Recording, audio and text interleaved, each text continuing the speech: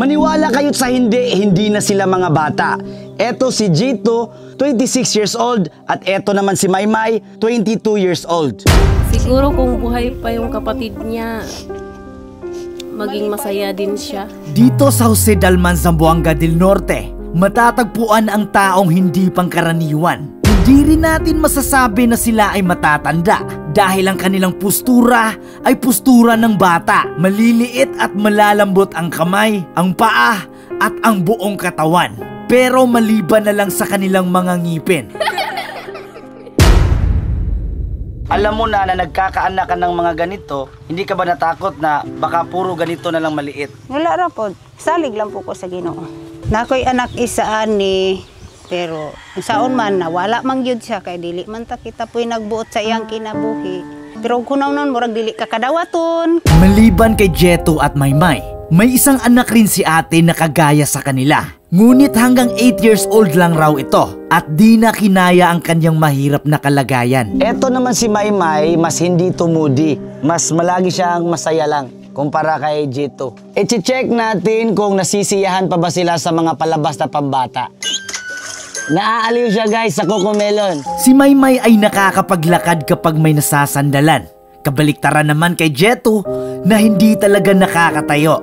Nahihirapan rin sila sa pagbigkas ng mga salita.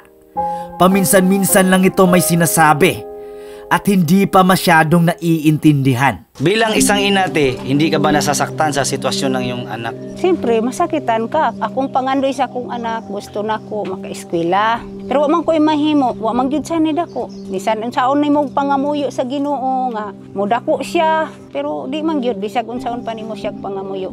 Munay dawaton na lang nimo kinasing-kasing nga mo man gyud yatag sa Ginoo nimo, dawaton na lang.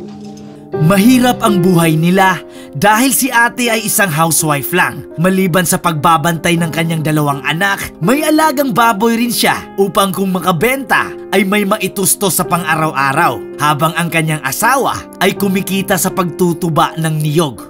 Sa tingin nyo te, nakakaintindi siya bilang isang malaking tao o isang bata? Makasabot, bisan tanaw nimo siya, bata lang. Matured. Sadyang yung physical lang maliit.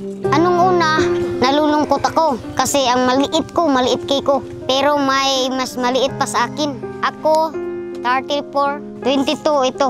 Ito, 26 mga idol.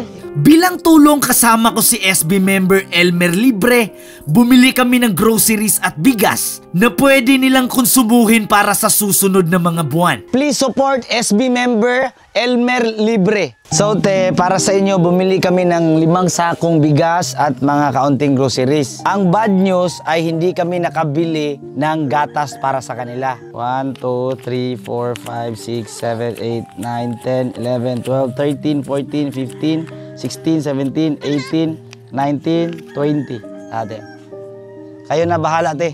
Happy ka, May? Happy? Siguro kung buhi pa ilang manghod, mali pa yun po siya. Nga naitaw ni tabang na mo.